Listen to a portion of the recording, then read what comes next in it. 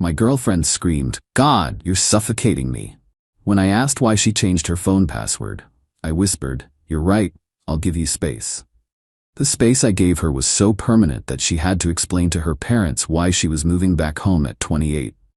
I, 29 male, was sitting on the couch last Tuesday, watching some random documentary about deep-sea creatures.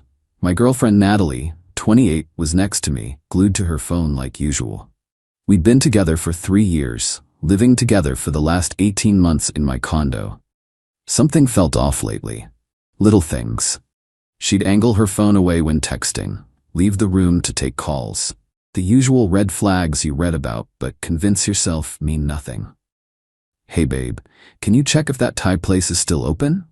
I asked, reaching for her phone since mine was charging in the bedroom. She practically launched herself across the couch, snatching it away. "I'll check." That's when I noticed. The lock screen didn't respond to my fingerprint anymore. "Did you change your password?" Casual tone. No accusation. What happened next still plays in my head like a bad movie. She exploded. Face red, voice hitting octaves I'd never heard. "God, you're suffocating me. Why do you need access to my phone? Can't I have any privacy? You're so controlling." I just sat there, stunned. In 3 years, I'd never once gone through her phone. We just had each other's passwords for convenience, checking directions while the other drove, changing music, ordering food. Normal couple stuff. I asked a simple question, "Nat, this is exactly what I mean. Questions, questions, questions. I can't breathe in this relationship. You monitor everything I do." Monitor? I work 50-hour weeks in IT support. Half the time I forget to check my own phone. She stormed to the bedroom, slamming the door hard enough to rattle the pictures on the wall. I sat there, documentary still playing. Some fish at the bottom of the ocean surviving crushing pressure. Ironic. 20 minutes later, she emerged with a duffel bag. "I'm going to Jess's. I need space to think." "Okay," I said quietly. "You're right, I'll give you space." She paused at the door, maybe expecting me to beg. I didn't, just turned back to the documentary. The door clicked shut. Here's the thing. The condo is mine. Bought it 2 years before we met. She moved in, never paid rent, just split groceries and utilities. I furnished the place, handled maintenance, covered all major expenses. Not because she couldn't contribute, but because she was saving for her photography business. 3 years of saving, 0 equipment purchased. That night, I did some thinking. Really looked at our relationship without the rose-colored glasses. She'd been staying out late with work friends I'd never met. Her Instagram stories showed bars and clubs on nights she said she was at photography workshops. The password change was just the latest flag in a parade of red flags I'd been ignoring. Wednesday morning, I made some decisions. Update 1. Natalie hadn't come home. A few texts about needing time to process and how I needed to work on my control issues. I responded once, "Take all the time you need." Meanwhile, I got practical. First, I changed the locks. My condo, my right, cost me $300 for a good smart lock system. Named the new lock code Freedom. Petty? Maybe. Satisfying? Absolutely. Second, I texted her, "Your belongings will be in boxes in the lobby storage room. Code is 2024. Please arrange pickup by Sunday." Her response was colorful. 17 messages in rapid succession. Here's a sampling. "WTF? You can't just kick me out. This is my home too. I have rights. You psycho control freak. I was just taking a break. We're not broken up. Answer me. This is illegal eviction." I sent one reply. "You wanted space. I'm respecting that. This is the space you requested." Then I muted her number and got to work. Packing her stuff was enlightening. Designer clothes with tags still on, interesting for someone who cried poverty whenever restaurant bills came. A jewelry box full of pieces I'd never seen her wear, and in her desk drawer, printed emails. From someone named Derek. "Can't wait to see you again, beautiful. Last night was incredible. When are you gonna leave him?" Dating back 2 months, I didn't read more, just added them to the box labeled desk stuff. Thursday, her mom called. "Patricia. Usually sweet lady, but not today. What did you do to my daughter? She's hysterical. You changed the locks. How could you be so cruel?" "Patricia, Natalie said I was suffocating her and needed space. I'm giving her exactly what she asked for." "That's not what she meant, and you know it. She just needed a few days to cool off." Did she tell you she changed her phone password and screamed at me for asking why, or about Derek?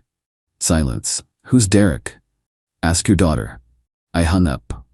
Friday morning, 7 a.m., bang bang bang on my door. Open up. I know you're in there. I checked the doorbell camera. Natalie, looking rough. Hair unwashed, same clothes from Tuesday. I spoke through the intercom. Your things are in storage room B12. Code is 2024. Let me in, we need to talk. You wanted space, Natalie. I'm giving you space.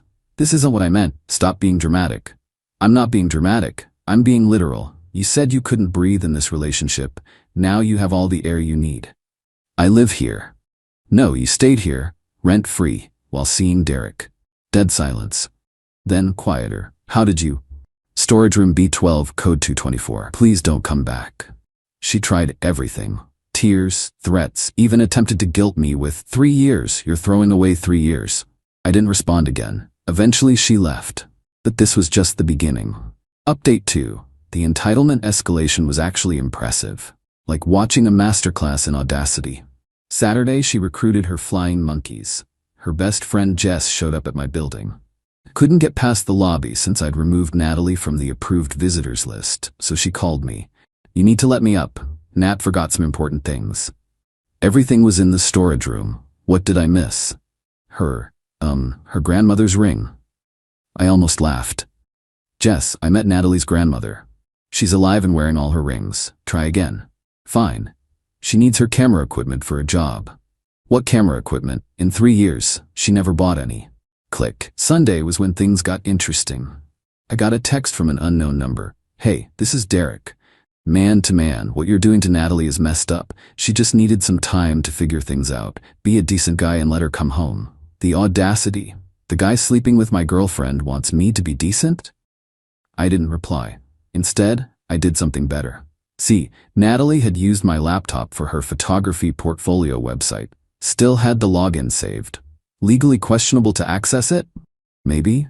Did I care? Nope. Her portfolio was sparse. 15 photos total, all taken with an iPhone. But the real gold was in the back end. She'd been messaging clients through the site's contact form, except the clients were all Derek. Baby, he's working late again tonight. Come over. Can't wait to move in with you once I get my stuff. He's so boring. You make me feel alive. 3 months of messages. The photography workshops? Code for Derek's apartment. I took screenshots of everything. Not for revenge. For evidence. Because I knew what was coming. Monday morning, I got an email from someone claiming to be Natalie's lawyer, demanding I let her retrieve her belongings and threatening legal action for illegal eviction. I forwarded it to my buddy who's an actual lawyer. His response? LOL. This is from a Gmail account. No lawyer uses Gmail for official correspondence. Also, she was never a tenant. Tell them to pound sand. I replied professionally. As previously communicated, all belongings were made available for retrieval. No landlord-tenant relationship existed. Please do not contact me again. Tuesday brought new tactics. Natalie posted on social media. We'd unfollowed each other, but mutual friends kept me informed. Some people show their true colors when you ask for basic human respect. 3 years of building a life together, and he throws me out like trash because I wanted some privacy. Ladies, this is why you should never depend on a man. Currently homeless because I asked for space. My ex is a textbook narcissist. The comments were a mix of support and skepticism. Some mutual friends knew better. My buddy Tom commented, "Didn't you cheat on him with some guy named Derek?" Post deleted within an hour, but the real entitlement hadn't even peaked yet. Wednesday, I got home from work to find the building manager waiting. "Mr. Brooks, we had an incident today. A young woman tried to convince maintenance that she was locked out of your unit. Said she lost her key. Showed an old photo of you two together as proof she lived here. Let me guess, Natalie? She became aggressive when they wouldn't let her in. We had to call security. She's now banned from the property." I bought the building staff donuts the next day. Thursday was quiet. Too quiet. I should have known she was planning something. Friday afternoon, I'm at work when my phone explodes. Texts, calls, emails from family, friends, co-workers. Natalie had sent a mass email from my contact list. How? Remember that portfolio website? Turns out she had access to my Google contacts through the shared computer. The email was a masterpiece of delusion. Dear friends and family of my name, I'm reaching out because I'm deeply concerned about his mental health. After 3 years together, he's had some kind of breakdown. He changed the locks while I was visiting my sick mother, threw out my belongings, and is now spreading lies about me. I've tried to get him help, but he refuses. He's become paranoid, claiming I've been unfaithful, completely untrue, and has cut me off from our shared life without warning. If you could please reach out to him and encourage him to seek professional help, I would be grateful. I'm currently staying with friends as I have nowhere else to go. With love and concern, Natalie. The sick mother part was especially rich.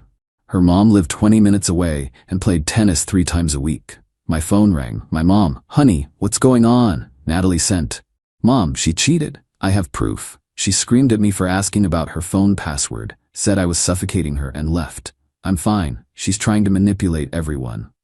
Oh, thank God. Your father said it sounded like bullcrap. Forward me those screenshots. I'll handle the family. My mom, the real MVP. I spent 2 hours sending the same reply to everyone. Natalie cheated and is now upset about facing consequences. I'm fine. She doesn't live here and never has. Please block her email. Most people got it. Some didn't. Whatever. But I wasn't done. See, Natalie had crossed a line with that mass email. Time to return the favor. Update 3. After the email stunt, I decided to stop playing defense. Saturday morning, I created a simple Google Doc. Title: The Truth About Nat last name and Derek last name. Contents: screenshots of her messages to Derek through her website, the printed emails I'd found, text exchange showing her admitting she knew Derek, timeline of her photography workshops matching Derek's Instagram posts from his apartment, her social media posts calling me a narcissist, with Tom's comment about Derek visible. I didn't add commentary, just facts, screenshots, dates. Then I shared it. Not publicly, I'm not that petty. Just replied to her mass email with, "Since Natalie chose to involve everyone in our personal business, here's the actual story. Make your own judgments." The fallout was immediate. Her mom called within an hour. "Is this real?" "Every word, Patricia. I'm sorry you had to find out this way. She told me you were controlling, that you monitored her phone." I asked why she changed her password. Once. That was my entire crime. Patricia hung up. Later heard from Tom that Natalie got an earful. Apparently, Patricia doesn't tolerate cheaters. Her ex-husband had cheated years ago. Sunday brought desperation. Natalie created a new Instagram account to message me. "Take down that document now. You're ruining my life." "You ruined your own life. I'm just documenting it." "Derek dumped me because of you." "Derek dumped you because you're a cheater who got caught." "I have nothing now. No home, no boyfriend, nothing. Sounds like you have all the space you wanted. I'll sue you for defamation. Truth is an absolute defense. Google it." She sent 23 more messages. I didn't read them. Monday was beautiful. Natalie's dad reached out. Richard had always been quiet during family dinners, letting Patricia do the talking. Not today. "Son, I want to apologize. Patricia showed me everything. We didn't raise her to act like this." "It's not your fault, Richard. We've been enabling her. Paying her credit cards, making excuses. That stops now. She's 28 years old acting like a teenager. What are you going to do? She's been living with us since you kicked her out. Told us you had a breakdown. We believed her. Now, she has 30 days to find a job and her own place." The justice was delicious. Tuesday through Thursday were quiet. I focused on work, hit the gym, caught up with friends I'd neglected while dating Natalie. Felt good. Free. Friday changed everything. I got home to find a note taped to my door, property management letterhead. "Mr. Brooks, a Miss Natalie last name attempted to access your unit today with what appeared to be a locksmith. Security intervened, police were called, full report attached. She is now officially trespassed from the property. Any further attempts will result in arrest." Management. The attached report was wild. She'd convinced some sketchy locksmith that she was locked out of her apartment. When security confronted them, she doubled down, claiming I was her abusive ex who illegally evicted her. Security called the police. Police asked for proof of residency. She couldn't provide any. No mail, no lease, nothing. Because she'd never officially lived there. The locksmith bolted. Natalie tried to talk her way out of it.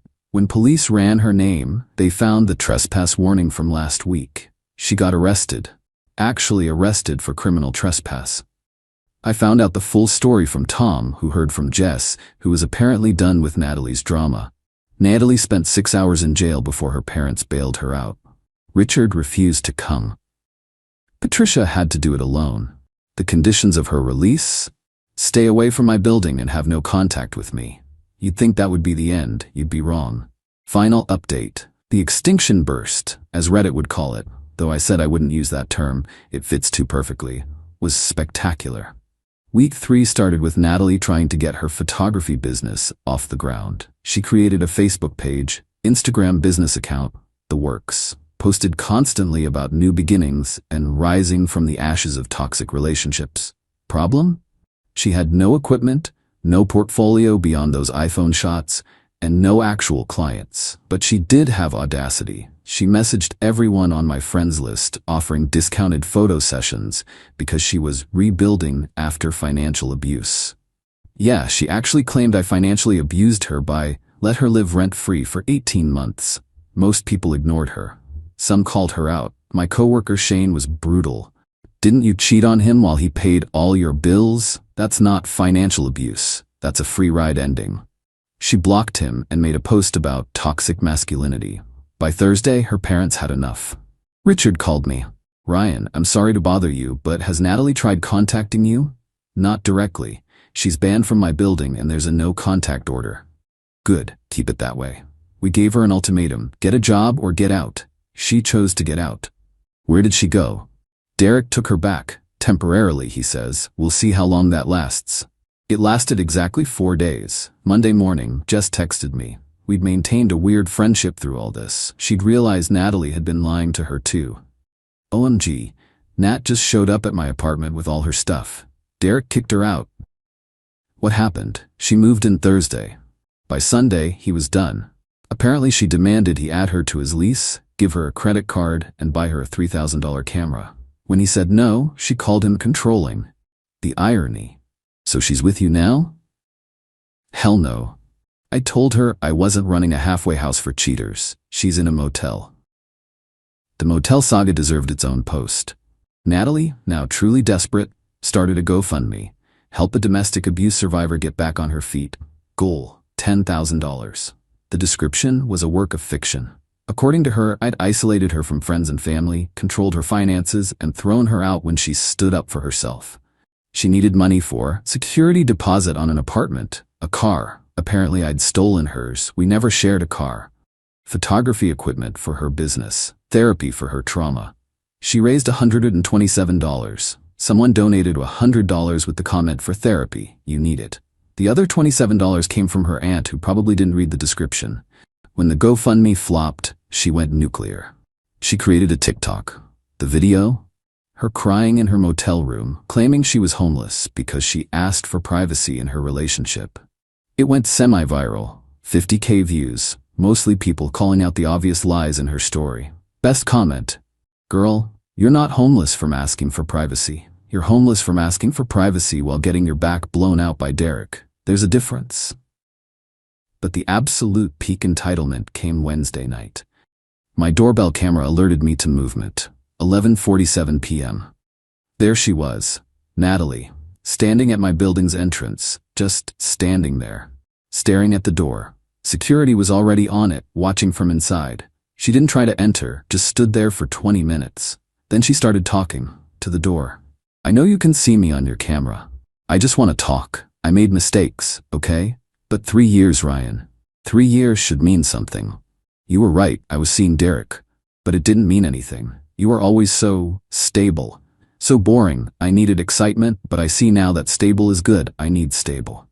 I'll delete everything. The posts, the GoFundMe, all of it. Just let me come home, please. It's cold out here and I'm tired of motel beds. I know you're listening. You always have those cameras recording. That's why I changed my password. I knew you'd find out about Derek if you saw my texts. But see, I was trying to protect you. I didn't want you to get hurt. The mental gymnastics were Olympic level. Security finally intervened. Ma'am, you need to leave. The police have been called. She ran. Actually ran in heels, stumbling down the street.